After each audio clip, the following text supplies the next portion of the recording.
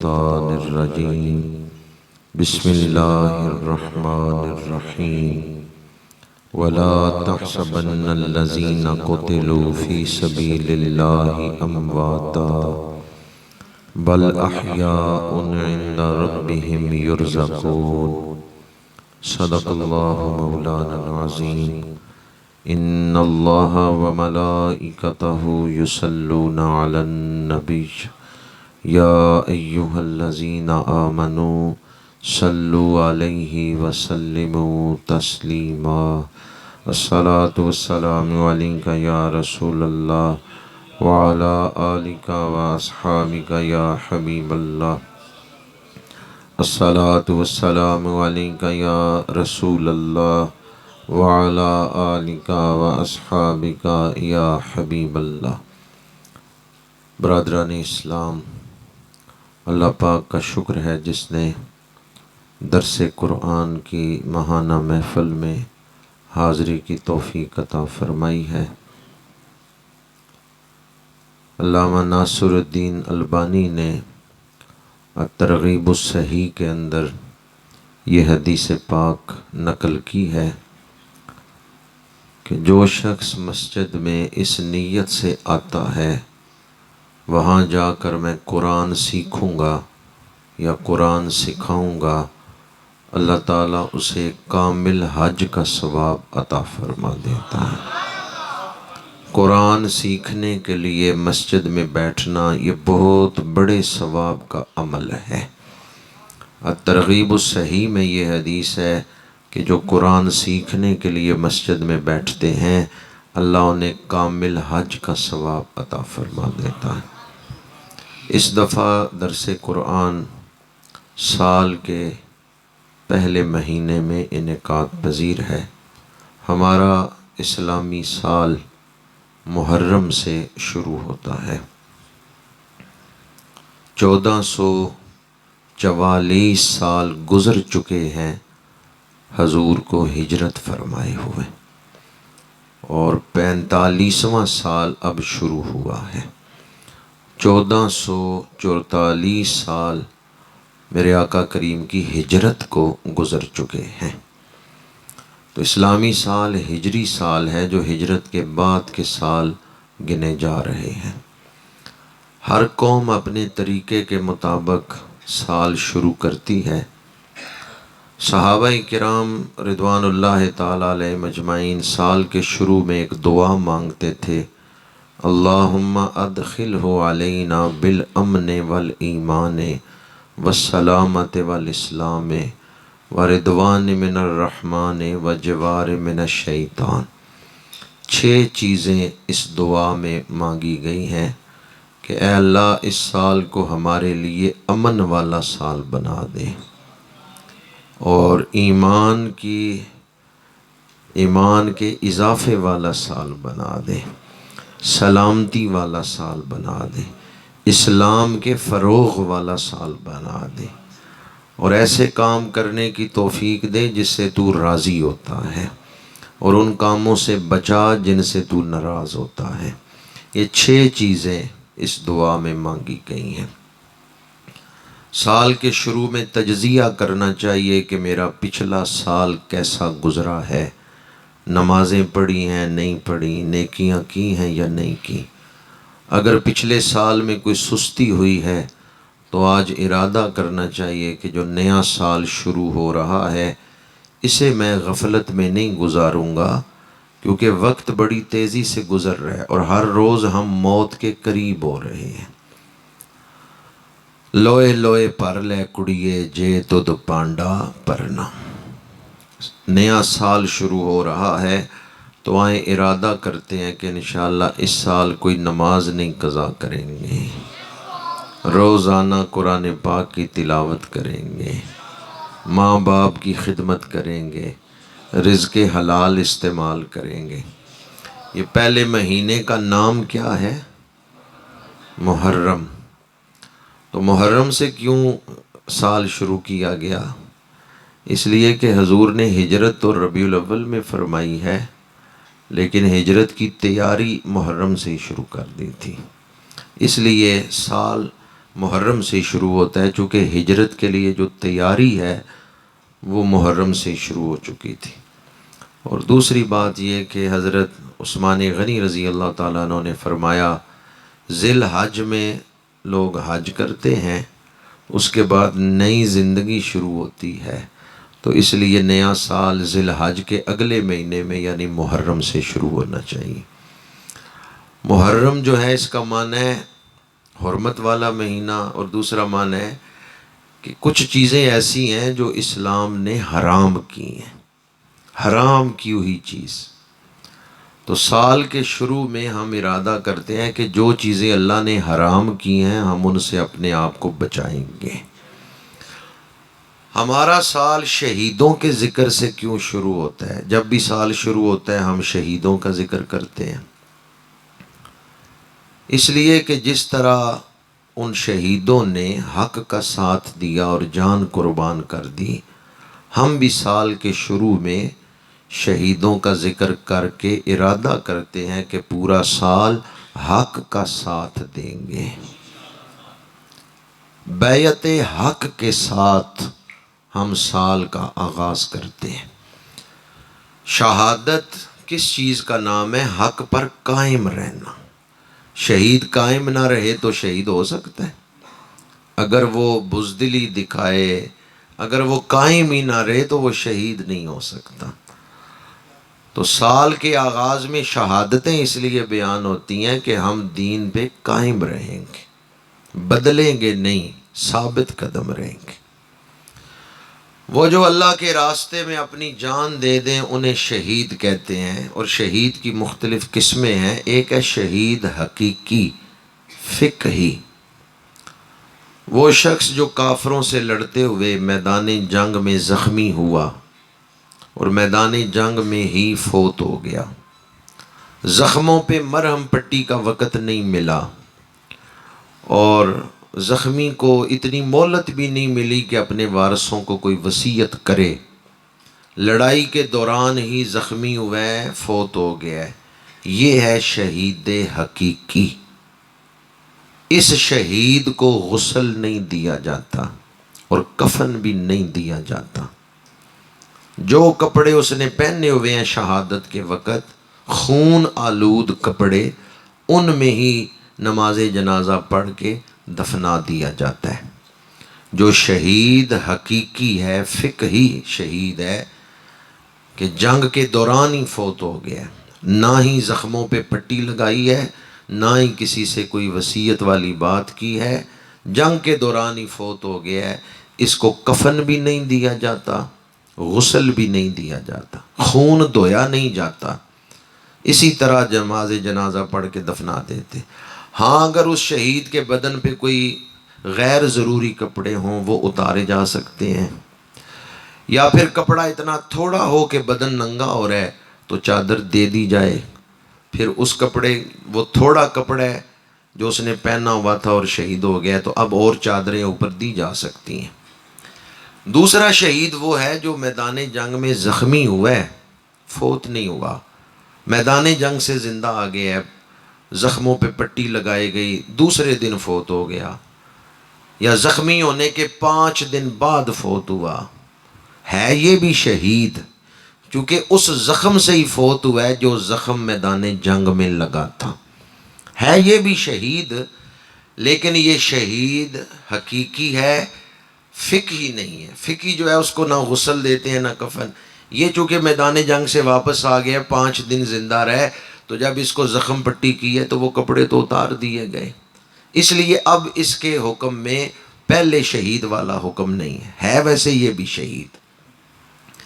تیسرا شہید وہ ہے جو میدان جنگ میں گیا ہی نہیں، بیماری سے فوت ہوا ہے، لیکن رحمت للعالمین کی رحمت نے اسے بھی شہیدوں میں کھڑا کر دیا ہے۔ اسے کہتے ہیں اعزازی شہید، حکمی شہید، کیونکہ حضور نے فرما دی ہے، اللہ نے قبول کر لی ہے، یہ بھی شہیدوں میں کھڑا ہو جائے گا۔ المبتون شہید، جو پیٹ کے مرض سے فوت ہو جائے وہ شہید ہے، یہ حدیث ہے حضور کی، المبتون شہید۔ جو طاعون کے مرض سے فوت ہو وہ بھی شہید ہے، جو آدمی پانی میں ڈوب کے مر جائے وہ بھی شہید ہے، جو دیوار کے نیچے دب جائے وہ بھی شہید ہے، رزق حلال کمانے کے لیے گھر سے نکلا ہے، راستے میں موت آ گئی، یہ بھی شہید ہے، نماز پڑھنے کے لیے گھر سے نکلا ہے، حج کرنے کے لیے نکلا ہے، کوئی بھی نیکی کا ارادہ لے کے بندہ گھر سے نکلا ہے، راستے میں موت آ گئی، یہ شہید ہے، یہ اعزازی شہید ہے۔ جو آدمی روزانہ رات کو سورت یاسین پڑھتا ہے، اسے جب موت آئے گی اللہ اسے شہادت کے درجے پہ کھڑا کر دے گا۔ جو آدمی مہینے میں 3 روزے رکھتا ہے، چاند کی 13، 14 اور 15 تاریخ ایام بیت، جو مہینے میں 3 نفلی روزے رکھے، چاند کی 13، 14 اور 15 تاریخ، جب اسے موت آئے گی اللہ اس کا نام شہیدوں کی لسٹ میں لکھ دیتا۔ جو آدمی روزانہ 100 دفعہ درود پاک پڑھے، جب اسے موت آئے گی اس کا نام بھی شہیدوں کی جماعت میں شامل ہو جائے گا۔ کتنی دفعہ درود شریف پڑھے؟ بہت وقت لگتا ہے 100 دفعہ درود پڑھے، کتنا ایک ٹائم لگ جائے گا؟ 10-15 منٹ میں پڑھ لیں گے۔ اب جس کے دل میں شہادت کی طلب ہے نا، وہ روزانہ 100 دفعہ درود نہیں چھوڑے گا۔ 2-3 دوستوں نے انشاءاللہ کہا ہے 100 دفعہ درود شریف پڑھنا کوئی مشکل تو نہیں، جو روزانہ 100 دفعہ درود پڑھے اللہ تعالیٰ اس کا نام شہیدوں کی لسٹ میں شامل کر دے۔ جو بندہ اللہ کی رضا کے لیے اذان پڑھے، اذان پڑھنے والا مؤذن جب وہ فوت ہوتا ہے اس کا نام بھی شہیدوں کی جماعت میں شامل ہو جاتا ہے۔ بندہ بزنس مین ہے، کاروباری ہے، دکانداری کرتا ہے، لیکن بددیانتی نہیں کرتا، دھوکہ فراڈ نہیں کرتا۔ حدیث پاک ہے حق گو تاجر، اللہ اسے بھی شہیدوں میں شامل فرما دینا۔ کاروبار کرنا دنیا داری سمجھا جاتا ہے، پر اسلام کتنا پیارا دین ہے۔ اللہ کے رسول نے فرمایا دھوکہ نہ دو، فراڈ نہ کرو۔ رزق حلال کمانے کے لیے کاروبار کر رہے ہو، حق گو تاجر کو بھی اللہ شہیدوں کے ساتھ شامل فرما دیتا ہے۔ چند قسمیں میں نے بیان کی ہیں، ورنہ وہ ساری حدیثیں اگر اکٹھی کی جائیں تو 60 سے زیادہ اعزازی شہید ہیں۔ شہادت اللہ کی نعمتوں میں سے ایک بہت بڑی نعمت ہے۔ روزانہ نماز میں ہم سورۃ فاتحہ پڑھتے ہیں، اہدنا الصراط المستقیم صراط الذین انعمت علیہم، پروردگار ان لوگوں کے راستے پر چلا جن پر تو نے انعام نازل کیا ہے۔ اب انعام کیا ہے؟ انعم اللہ علیہم من النبیین والصدیقین والشہداء والصالحین، 4 گروہ ہیں انعام یافتہ، نبی، صدیق، شہید اور ولی۔ تو تیسرے درجے میں جو بیان کیے ہیں وہ ہیں شہداء۔ اس آیت سے پتہ چلتا ہے شہادت اللہ کا انعام ہے، اللہ جس پہ انعام فرماتا ہے اسے درجہ شہادت عطا فرماتا ہے۔ جب انعام یافتہ گروہ بیان کیے تو کتنے گروہ ہیں؟ ان میں ولیوں کا ذکر ہے، قرآن سنا رہا ہوں آپ کو، انعم اللہ علیہم من النبیین والصدیقین والشہداء والصالحین، صدیق، شہید اور صالحین، یہ تینوں ولی ہیں، ان کے اپنے اپنے ولایت کے درجے ہیں۔ آج کل بعض لوگ کہتے ہیں باب شیعی کوئی نہیں، ولیوں کے پاس کچھ نہیں ہے۔ آپ دیانتداری سے فیصلہ کریں، اللہ کہے میں نے ان کو انعام دیا ہے، آپ کے ان کے پاس کچھ نہیں ہے، تو انکار کس کا کر رہے ہیں جی؟ قرآن کا انکار۔ انعم اللہ علیہم من النبیین والصدیقین والشہداء والصالحین، صرف نبیوں کا ذکر نہیں، آگے ولیوں کا ذکر بھی ہے کہ ولیوں پہ اللہ نے انعام کیا ہے۔ اگر کوئی کہے ولیوں کے پاس ہے ہی کچھ نہیں تو وہ اللہ کے انعام کا انکار کر رہا ہے. صراط الذین انعمت علیہم، یا اللہ ان کے راستے پر چلا جن پر تو نے کیا فرمایا ہے. اللہ کا انعام کوئی چیز نہیں. اللہ نعمت فرمائے اور آپ کے لیے اس کے پاس ہے ہی کچھ نہیں. جو ولیوں کی شان کا انکار کرتا ہے وہ قرآن کا انکار کر رہا ہے. کتنی حیرت کی بات ہے کہ لوگ قرآن کا نام بھی لیتے ہیں اور پھر کہتے ہیں جی ولی چیز ہی کوئی نہیں، ولیوں کے پاس شے ہی کوئی نہیں. اللہ نے ولیوں کا ذکر کرتے ہوئے کہیں فرمایا میں ان سے محبت کرتا ہوں. جن سے اللہ محبت کرے ان کے مقامات کتنے بلند ہوں گے. یحبہم و یحبونہ، یہ قرآن پاک کی آیت ہے.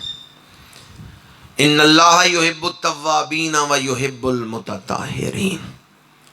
عظمت اولیاء، شان اولیاء، کرامات اولیاء، کمالات اولیاء، یہ سب قرآن سے ثابت ہے. تو جن 4 گروہوں کا ذکر اللہ نے کیا کہ ان پر میں نے انعام فرمایا ہے، ان میں سے ایک گروہ ہے شہید. شہیدوں پر کیا کیا انعام فرمایا ہے اس کو سورہ آل عمران آیت نمبر 169 اور 170 میں بیان فرمایا ہے. یہ جو 2 آیتیں ہیں ان کا شان نزول یہ ہے، احد میں 70 صحابہ شہید ہوئے ہیں. ان میں ایک صحابی ہیں حضرت عبداللہ. بخاری شریف کی حدیث ہے، ان کے بیٹے جابر رسول اللہ کی بارگاہ میں حاضر ہوئے تو میرے آقا کریم نے فرمایا اے جابر آج جتنے شہید ہوئے ہیں اللہ نے سب سے کلام فرمایا ہے، لیکن پردے کے پیچھے سے کلام کیا ہے، اور جب تیرے والد سے کلام کیا ہے تو کلام بھی کیا ہے، دیدار بھی عطا فرمایا ہے. دیدار کہاں ہو رہا ہے؟ عرش کے نیچے. اور شہید کا جسم کہاں پڑا ہوا ہے؟ احد کے میدان میں. حضور جسم کو بھی دیکھ رہے ہیں، روح کو بھی دیکھ رہے ہیں. جسم احد کے میدان میں پڑا ہوا ہے، زخمی بدن، کٹا پھٹا جسم پڑا ہے. جسم احد کے میدان میں ہے، روح عرش کے نیچے رب کا دیدار کر رہی ہے، رب سے کلام کر رہی ہے. میرے آقا کریم اس جہان کو بھی دیکھ رہے ہیں، اس جہان کو بھی دیکھ رہے ہیں. پھر حضور نے وہ کلام بھی بیان کی ہے کہ اللہ اور بندے کے درمیان کلام کیا ہوا ہے. فرمایا اللہ پاک نے تیرے والد عبداللہ سے فرمایا ہے میری خاطر جان دے کے آئے ہو، مانگو کیا مانگتے ہو.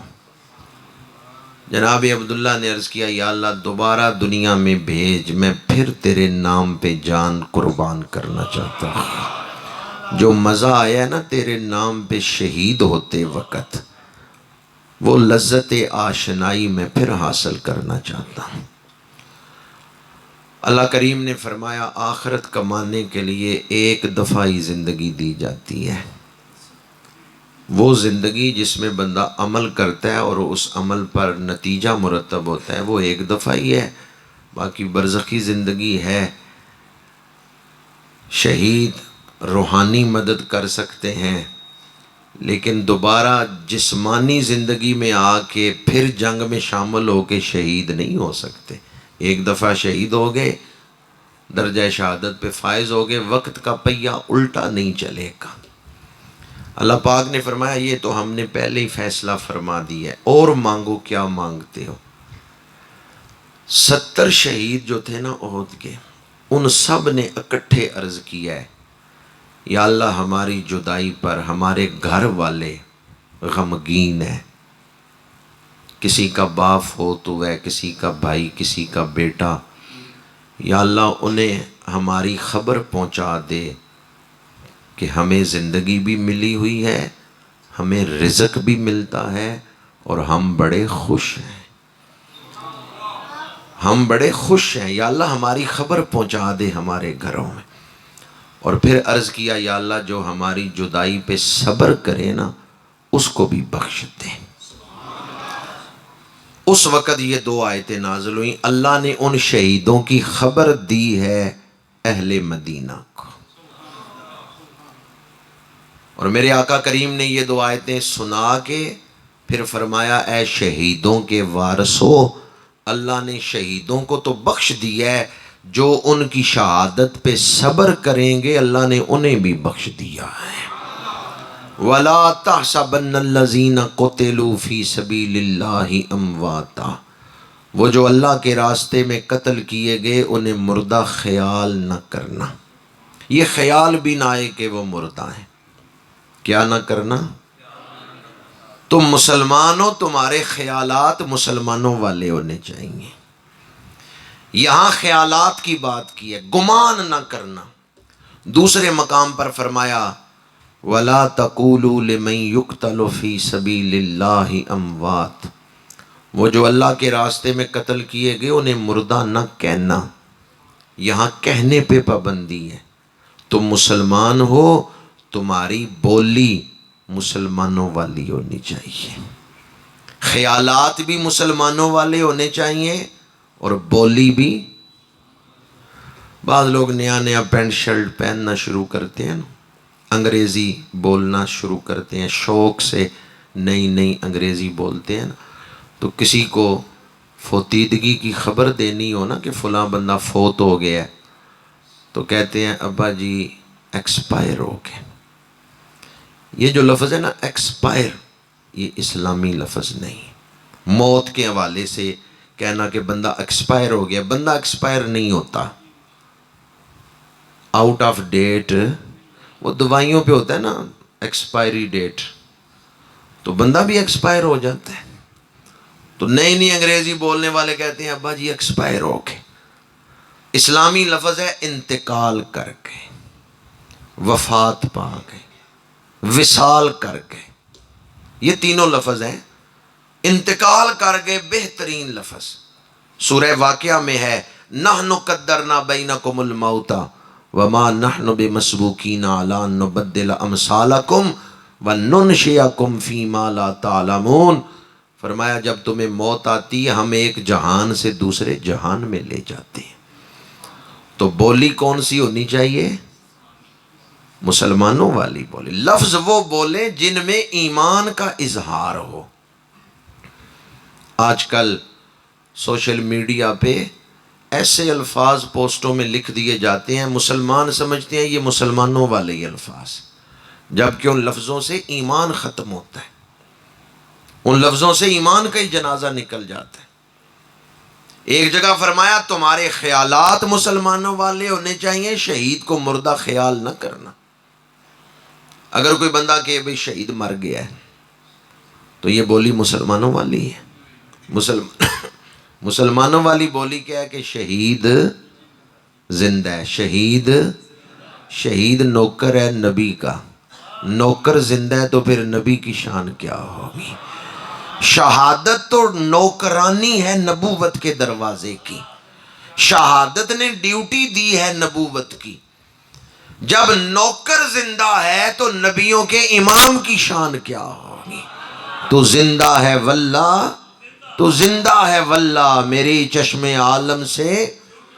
جو بندہ کہ بھی شہید مر گئے اور مک گئے وہ غیر اسلامی بولی بول رہا ہے، تو جو یہ لفظ نبیوں کے لیے بولے۔ اسلامی بولی کیا ہے کہ شہید زندہ ہیں، اسی طرح اسلامی بولی یہ ہے کہ نبی زندہ ہیں۔ وَلَا تَحْسَبَنَّ الَّذِينَ قُتِلُوا فِي سَبِيلِ اللَّهِ أَمْوَاتًا بَلْ أَحْيَاءٌ عِنْدَ رَبِّهِمْ يُرْزَقُونَ، فرمایا وہ زندہ ہیں اور اللہ کی بارگاہ سے انہیں رزق دیا جاتا ہے۔ فَارِحِينَ بِمَا آتَاهُمُ اللَّهُ مِنْ فَضْلِهِ، شہادت سے پہلے شہید نے دکھ دیکھے ہیں، پریشانی دیکھی ہے، لیکن جب وہ شہید ہو گئے اب اس درجے پہ پہنچ گئے ہیں، اللہ نے اتنا کچھ عطا کیا ہے کہ شہید بڑے خوش ہیں۔ یہ لفظ قرآن پاک ہے، فارحین، شہید بڑے خوش ہیں، شہید بڑے دیانتداری سے فیصلہ کریں۔ جب شہید خوش ہیں تو ہمیں آ حسین کرنا چاہیے یا واہ حسین کرنا چاہیے؟ ہم ہائے حسین کرنے والے نہیں، ہم واہ حسین کرنے والے۔ واقعہ کربلا کو اس انداز میں سنایا گیا کہ یہ واقعہ سانحہ تو بنا ہے، مارکا نہیں بنا۔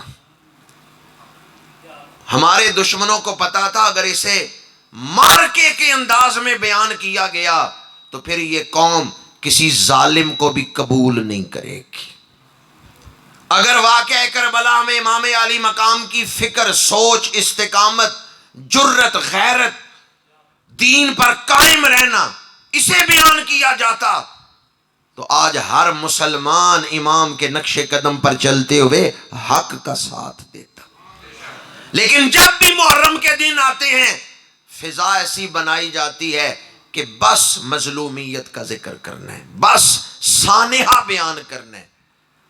ٹھیک ہے، ظلم انتہا کا ہوا اور آل رسول نے صبر بھی انتہا کا کیا ہے، ہم ان کے صبر کو بھی سلام پیش کرتے ہیں، لیکن ہم ان کی جرت بیان کر کے آ حسین نہیں کرتے، واہ حسین کرتے۔ کربلا کا شاہ حسین دنیا میں آئیں تو حضور کانوں میں اذان کہیں، گھٹی دیں، نام رکھیں، پھر اپنے کاندھوں پہ سواری کروائیں تو پھر کہنا نہیں چاہیے واہ حسین۔ کربلا کا شاہ حسین وہ آپ کے لیے جانے دے گئے کہ دین پہنچے، اور آپ ان کا نام نہیں شوق سے لے سکتے۔ آج 9ویں رات ہے محرم کی، گنجا کی سرزمین پہ بیٹھ کے ہم نے شہدائے کربلا کے ساتھ اظہار غلامی کرنا ہے، اظہار محبت کرنا ہے کہ یہ سارے امام علی مقام کے غلام بیٹھے ہوئے ہیں، امام علی مقام سے محبت کرنے والے بیٹھے ہوئے ہیں۔ کربلا کا شاہ حسین، اعلیٰ حضرت نے لکھا ہے کیا بات رضا اس چمنستان کرم کی، زہرا ہے کلی جس میں حسین اور حسن پھول۔ امام علی مقام کی شان، اللہ تعالیٰ نے حسب بھی اعلیٰ عطا کیا ہے، نسب بھی اعلیٰ عطا کیا ہے۔ نانا ہیں تو نبیوں کے سردار، والد ہیں تو ولیوں کے سردار، ماں ہے تو جنتی عورتوں کی سردار، اور خود جنتی جوانوں کے سردار۔ کتنا اعلیٰ نسب ہے، ہر رشتہ ہی اعلیٰ ہے۔ جس طرح نسب اعلیٰ تھا اسی طرح آپ کا کردار بھی اعلیٰ تھا۔ امام علی مقام حافظ قرآن ہے، امام علی مقام مفسر قرآن ہے، مسجد نبوی میں درس بھی دیتے تھے، مدرس قرآن ہے، راوی حدیث ہے، شارح حدیث ہیں، فقیہ اعظم ہیں۔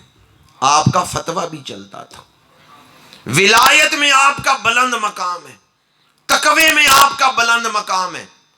مختصر یوں سمجھیں، صورت بھی بے مثال ہے، سیرت بھی بے مثال ہے۔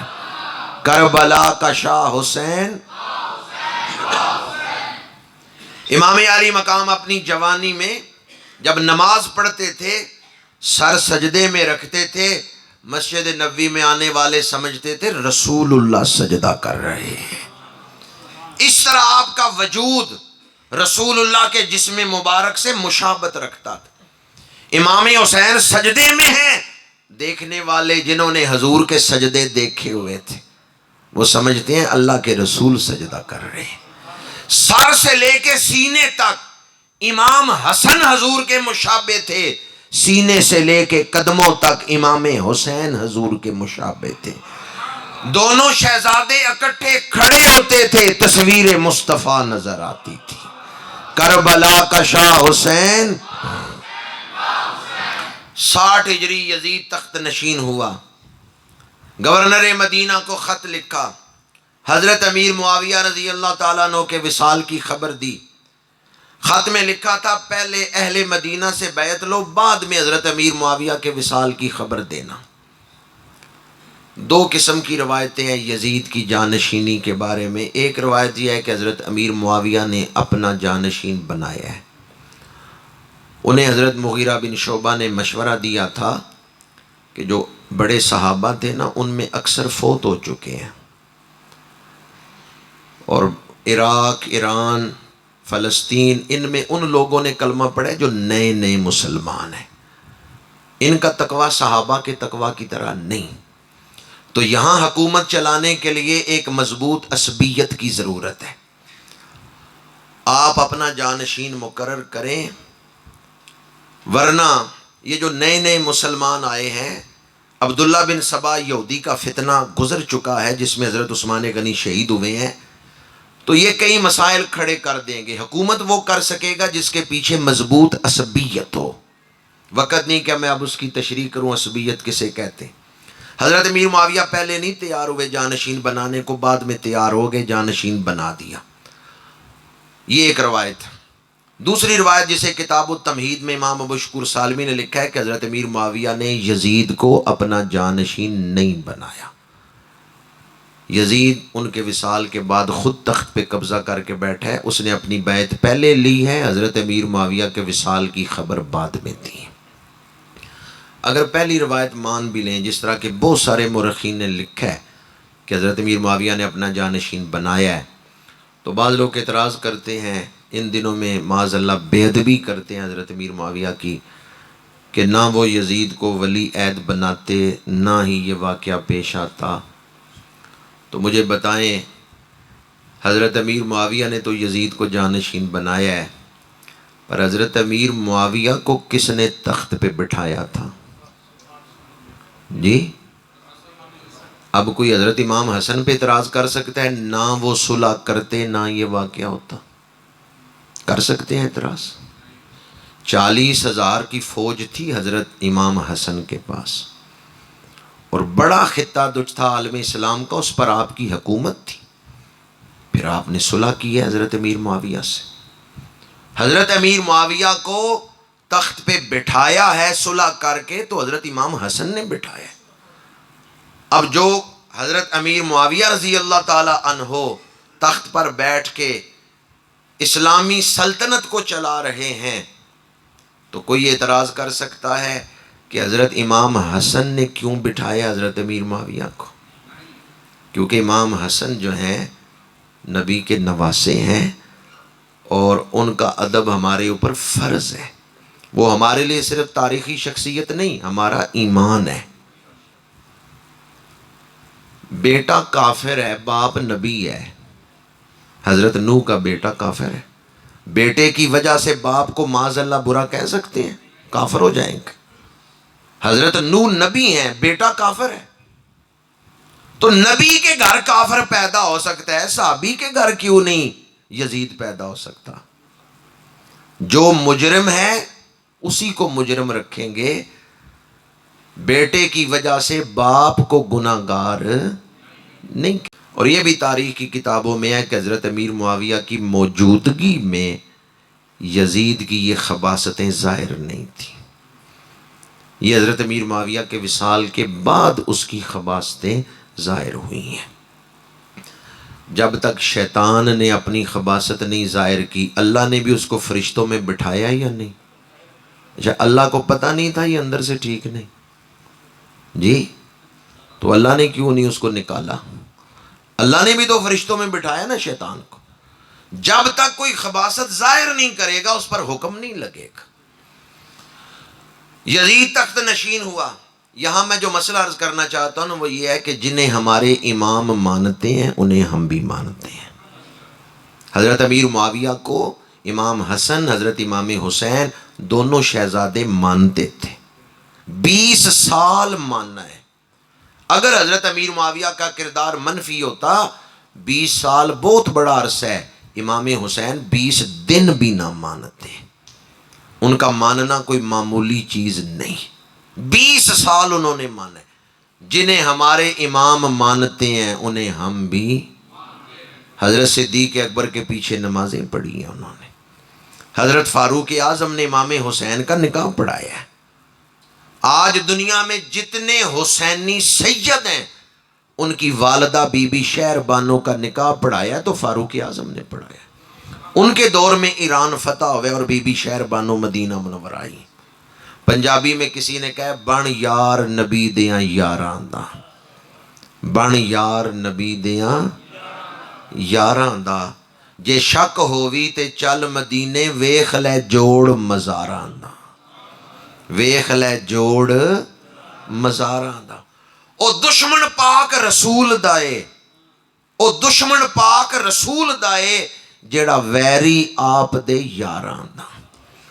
اگر کوئی بندہ آپ سے کہے کہ تواڈے ابا جی بڑے نیک انسان سن، تواڈے ابا جی بڑے چنگے سن، لیکن انہاں دا یارانہ بڑے بریاں لوکاں نال سی، آپ کا دل خوش ہوگا؟ اگر کوئی آپ سے یہ کہے کہ تواڈے والد صاحب دے یار چنگے لوگ نہیں سن، آپ کا دل خوش ہوگا؟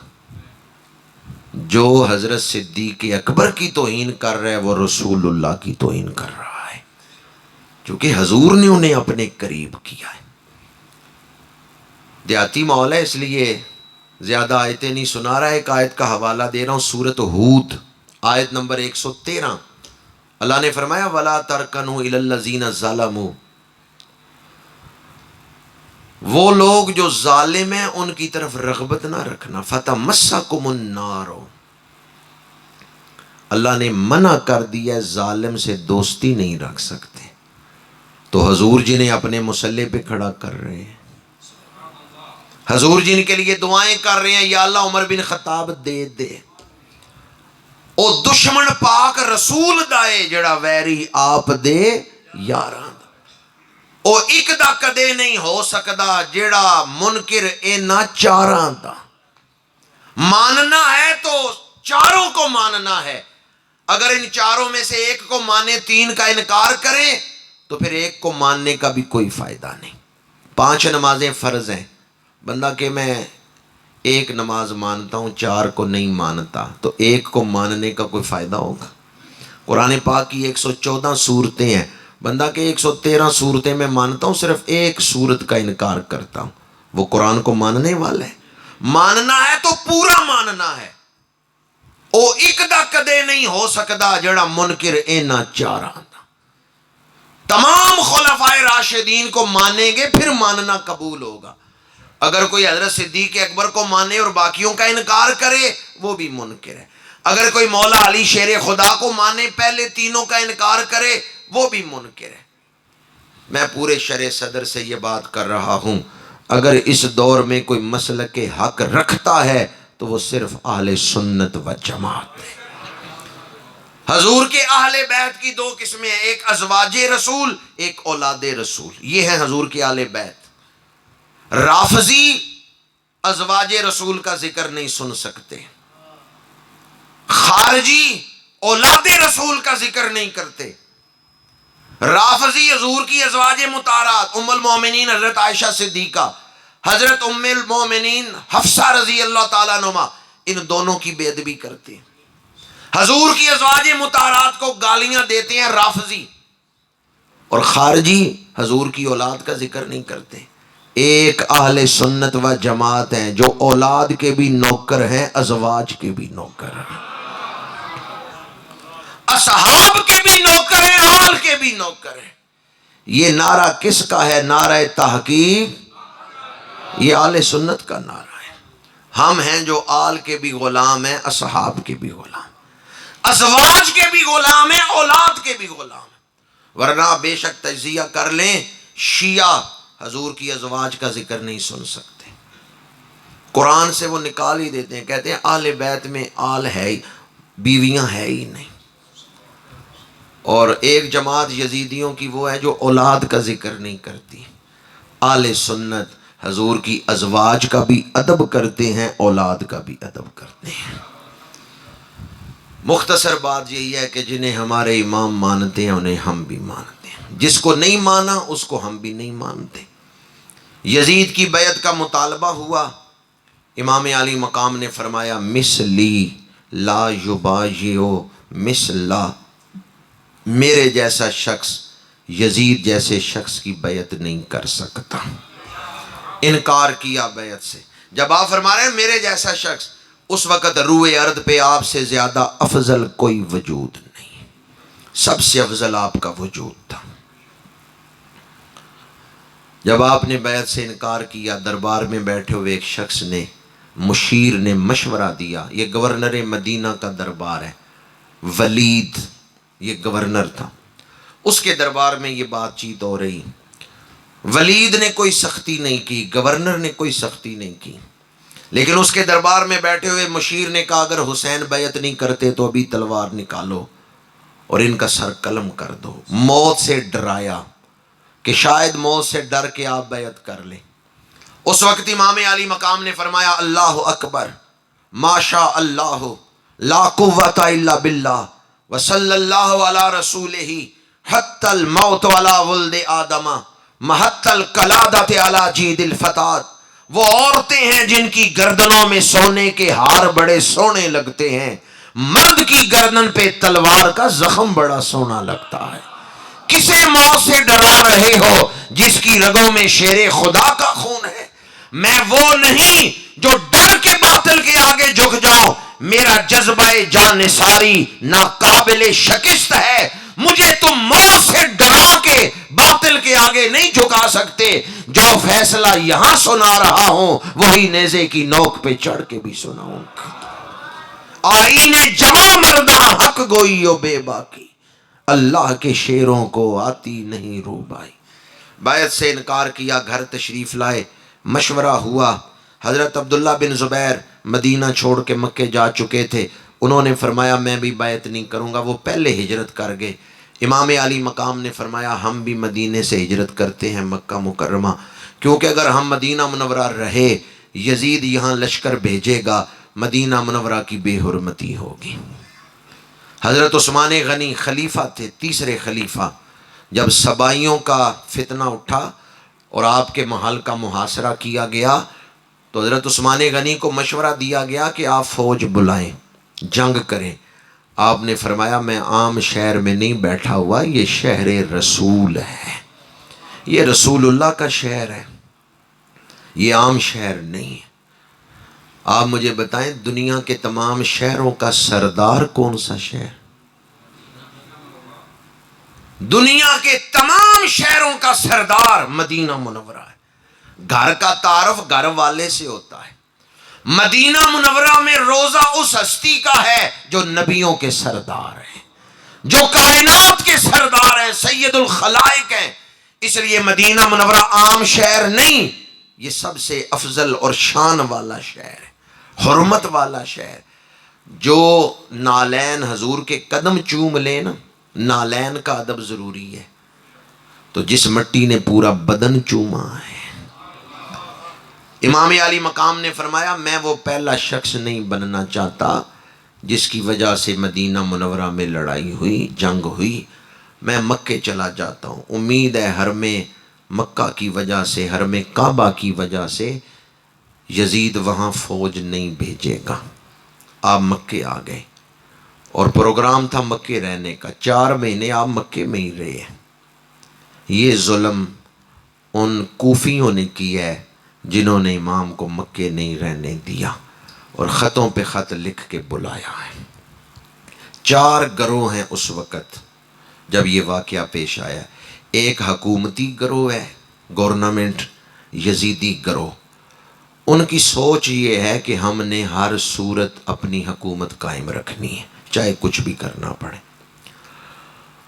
دوسری سوچ نواسہ رسول کی ہے کہ رسول اللہ کی محنت ہے، خلفائے راشدین کی محنت ہے، یزید اس محنت کو ضائع کر دے گا، بیت المال کو وہ ذاتی مال سمجھتا ہے، بیت المال عوام کا حق ہے۔ تو نواسہ رسول اٹھے ہیں دین کی سربلندی کے لیے۔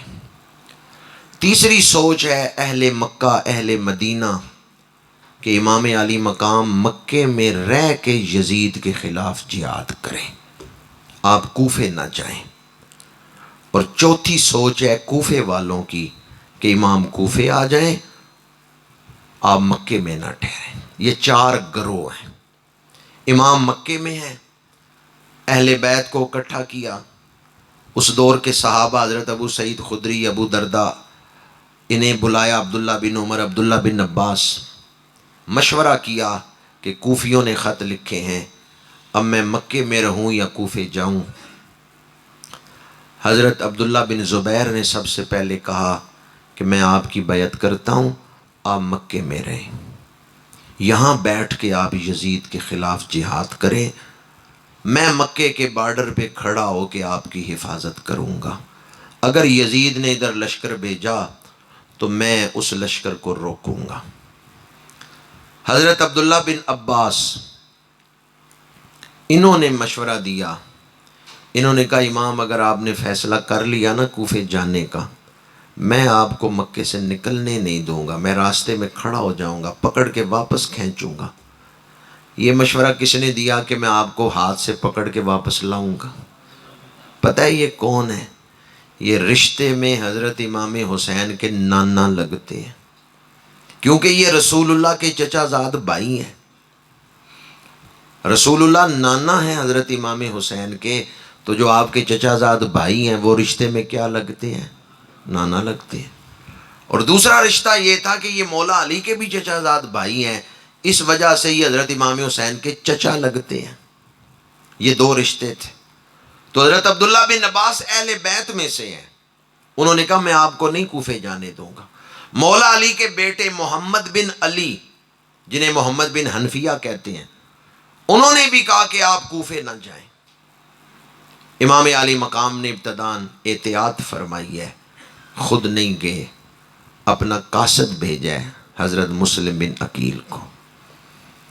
جو کربلا جا رہے ہیں وہ بھی اہل بیت، جو روک رہے ہیں وہ بھی عبداللہ بن عباس اہل بیت ہے، محمد بن علی اہل بیت ہے، وہ روک رہے ہیں اور وہ خود نہیں گئے۔ ان کی سوچ یہی تھی کہ کوفے نہیں جانا چاہیے، اور جب امام گئے ہیں تو امام خود بھی جنگ کرنے نہیں گئے، تبلیغ کرنے گئے۔ اگر امام کہتے ہیں نا راستے میں جنگ ہے فوج لے کے جائیں، تو سارے اہل مکہ آپ کے ساتھ جاتے ہیں۔ اگر جنگ کرنے امام جاتے تو مکے والے امام کو نہ جانے دیتے۔ امام تبلیغ کے لیے گئے، بچے لے کے گئے ہیں، عورتیں لے کے گئے ہیں، کوئی جنگی تیاری کے ساتھ امام گئے۔ پہلے حضرت مسلم بن عقیل کو بھیجا ہے، انہوں نے خط لکھا کہ امام آپ کوفے آ جائیں۔ اب امام مکے سے نکلے تو صرف گھر کے افراد کو اور چند خادموں کو لے کے، جنگ کی نیت سے نہیں نکلے۔ ادھر حکومت بدل گئی، نیا گورنر آ گیا، اس نے حضرت مسلم بن عقیل کو گرفتار کیا، شہید کر دیا۔ جن لوگوں نے بیعت لی ہوئی تھی سب نے بیعت توڑ دی۔ کوفی لا یوفی، گلہ نال تے ہر کوئی لائی پھردا ہے، لا کے توڑ نبھانیاں ہوگی۔ امام علی مقام سفر میں ہے، حر بن یزید ریاحی آیا، امام کو روکا، مذاکرات ہوئے، حر سمجھ گیا امام حق پہ ہیں، اس نے آپ کو گرفتار نہیں کیا، لیکن کھلا بھی نہیں چھوڑا، فوج ساتھ ہی رکھی ہے، نگرانی کرتا رہے۔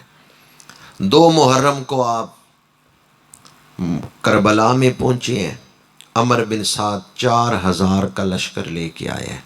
یہ دوسرا لشکر آیا ہے جس نے امام کو گھیرے میں لے لیا ہے۔ چند افراد تھے امام کے ساتھ، فوج نے چاروں طرف سے گھیر لیا ہے۔ عمر بن سعد نے آ کے کہا امام آپ کدھر جا رہے ہیں؟ فرمایا کوفے جا رہا ہوں۔ اس نے کہا کیوں جا رہے ہیں؟ فرمایا میں خود نہیں آیا، مجھے کوفے والوں نے خط لکھ کے بلایا ہے۔ اس نے کہا کس نے خط لکھے ہیں؟ آپ نے خطوں والا تھیلا کھولا، ایک ایک خط دکھایا۔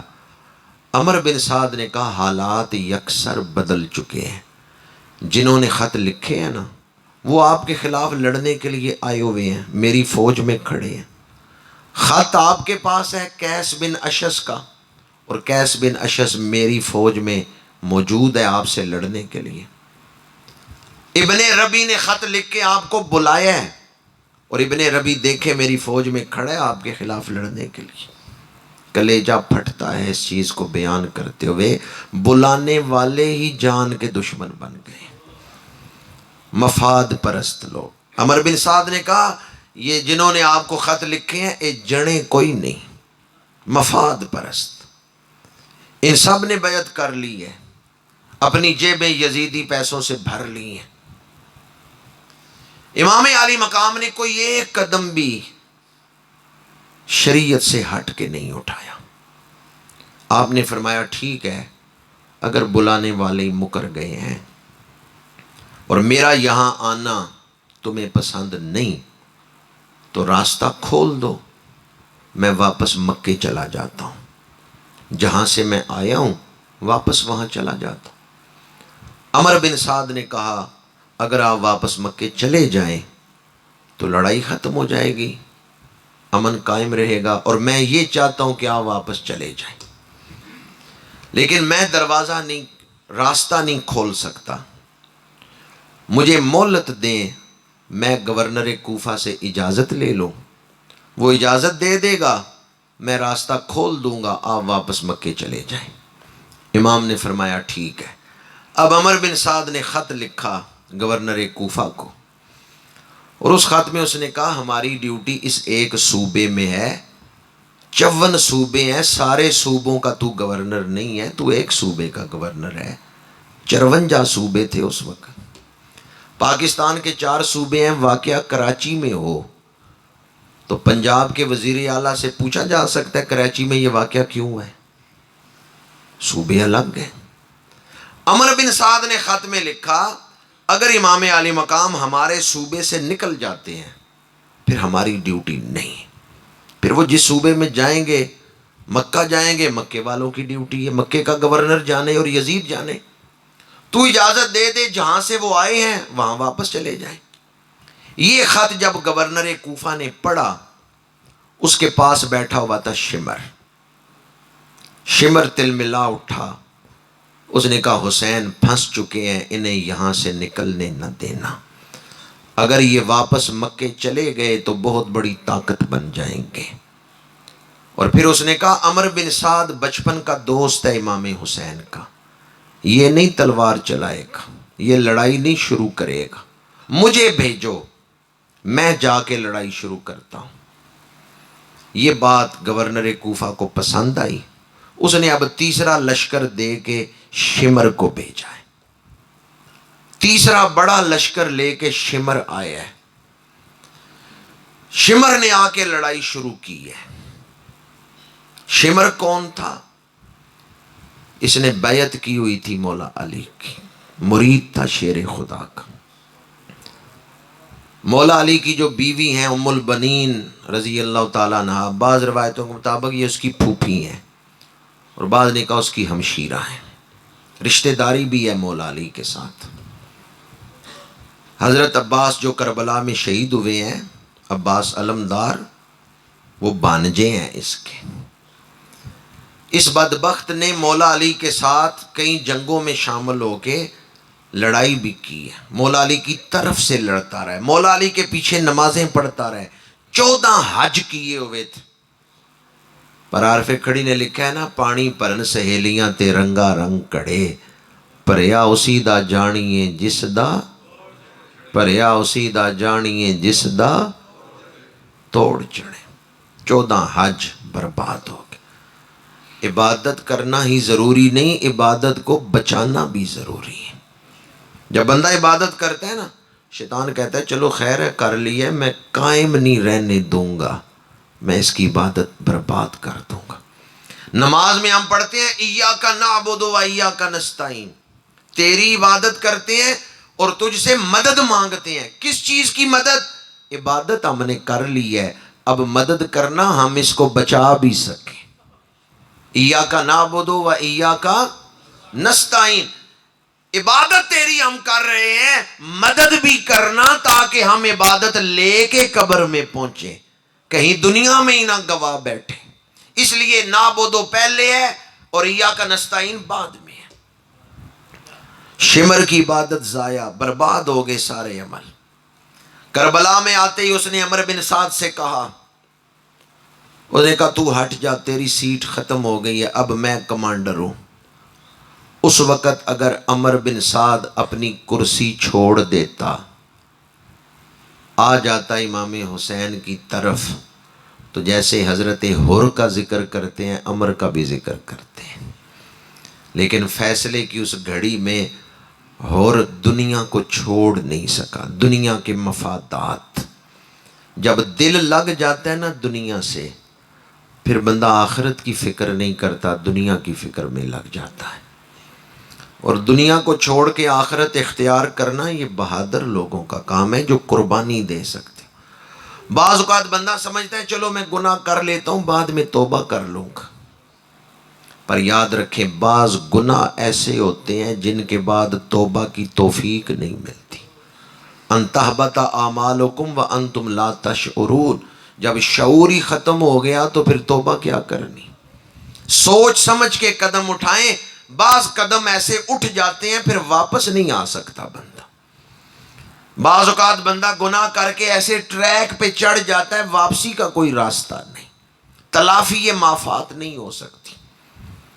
یہ نہ سمجھے کہ ہر گناہ کے بعد میں توبہ کر سکتا ہوں، بعض گناہ ایسے ہیں پھٹکار پڑتی ہے دل سیاہ ہو جاتا ہے۔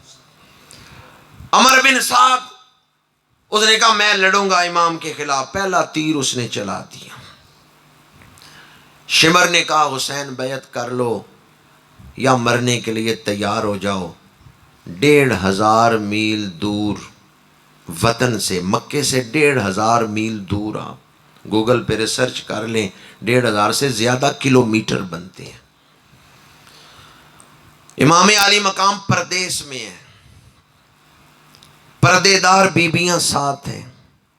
پردیس میں مصیبت آئے بندہ پریشان ہوتا ہے، میں فوت ہو گیا، میری بہن واپس کیسے جائے گی، میری بیٹی واپس کیسے جائے گی؟ اس دور میں سفر بھی بڑا مشکل تھا۔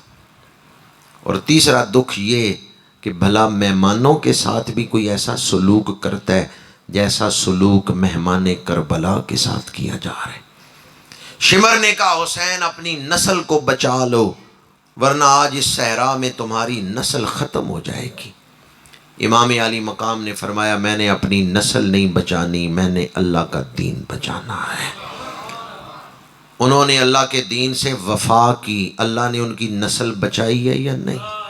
آج پوری دنیا میں حسینی سید موجود، اور جو اپنی نسل بچا رہے تھے، دین سے بے وفائی کر رہے تھے، ان کی نسلیں برباد ہو گئیں۔ جو دین سے وفا کرے دین اسے عزتیں عطا کرتا ہے۔ امام علی مقام نے اس وقت فرمایا وَإِن كَانَتِ الْأَبْدَانُ لِلْمَوْتِ أُنشِئَتْ فَقَتْلُ امْرَئٍ بِالسَّيْفِ فِي اللَّهِ أَفْضَلُ، جب جسموں کے مقدر میں بوسیدہ ہونا لکھ دیا گیا ہے کہ آخر ایک دن موت آئے گی، کتنا عرصہ دنیا میں رہ لوگے، آخر موت آئے گی۔ جب یہ فیصلہ ہو چکا ہے کہ آخر ہم نے دنیا سے جانا ہے تو کیوں نہ خوشی خوشی اپنی جان رب کے راستے میں قربان کر دیں۔ امام علی مقام نے شہادت کا راستہ، وقار اور عزت کا راستہ اختیار کیا۔ پھر آپ نے 72 یا 74 لاشیں اٹھائی ہیں، لیکن کسی مقام پر بھی زبان پہ شکوے کے الفاظ نہیں آئے۔ جب انہوں نے خود ہائے نہیں کی تو ہم کیوں ہائے کریں؟ جب وہ خود لاشیں اٹھاتے ہوئے قرآن کی آیتیں پڑھتے رہے انا للہ و انا الیہ راجعون، اور جب سب سے آخر میں خود آپ نکلے تو یہ وصیت کر کے خواتین کو فرمایا بہنیں تو بڑی پیدا ہوں گی پر زینب جیسی بہن نہیں کسی بھائی کو ملے گی۔ فرمایا بہن زینب میں اپنی امانتیں تمہارے سپرد کرتا ہوں، اور میں تمہیں اللہ کی قسم دیتا ہوں جب میرا سر کٹ رہا ہو کوئی بی بی اپنے چہرے کو نہ پیٹے، بال نہ کھولے، بین نہ کرے، رسول اللہ کی شریعت ان چیزوں کی اجازت نہیں دیتی۔ اس ماحول میں بیٹھ کے تبلیغ کرنا بڑا آسان ہے، امام علی مقام تو میدان جنگ میں بھی تبلیغ کر رہے ہیں۔ فرمایا کوئی بی بی بین نہ کرے، بال نہ کھولے، چہرہ نہ پیٹے۔ صبر کی تلقین کر کے آپ نکلے، اور آخری خطبہ جو یزیدیوں کے سامنے دیا اس میں فرمایا میرے قتل کے بعد قیامت تک کوئی ایسا قتل نہیں ہوگا جو میرے قتل سے بڑا ہو۔ میں آخری نبی کا آخری نواسا ہوں، میرا قتل عام قتل نہیں، بہت بڑا قتل ہے۔ کیا امام کی شہادت کے بعد آج تک کوئی شہادت ہوئی ہے جو ہم کہیں یہ امام کے قتل سے بڑا قتل ہے؟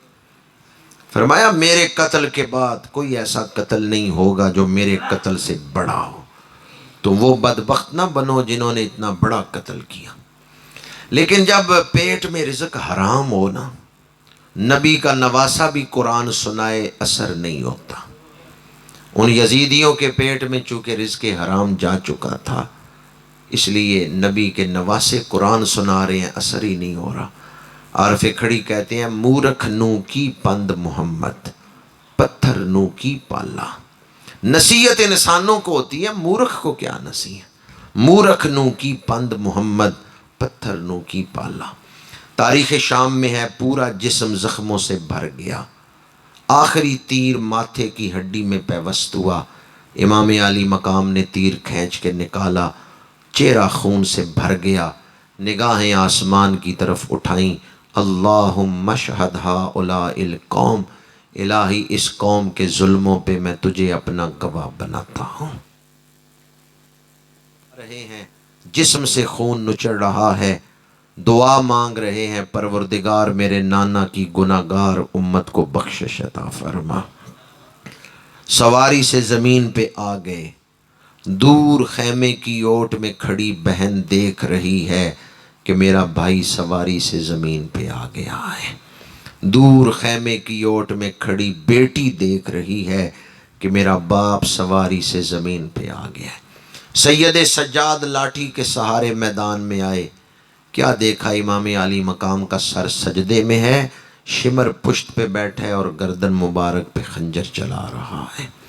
ظہر کی نماز آپ خیمے میں پڑھ کے آئے تھے، لیکن آخری وقت پسند کیا کہ سر سجدے میں کٹے، سر سجدے میں رکھا، پشت پہ شمر بیٹھا۔ حضرت پیر بلے شاہ قصوری کہتے ہیں بلا پلا تے نظر عنایت ہو گئی، کی ہویا جے ایک وار پلا، پل پل کے کوئی نہیں پلدا۔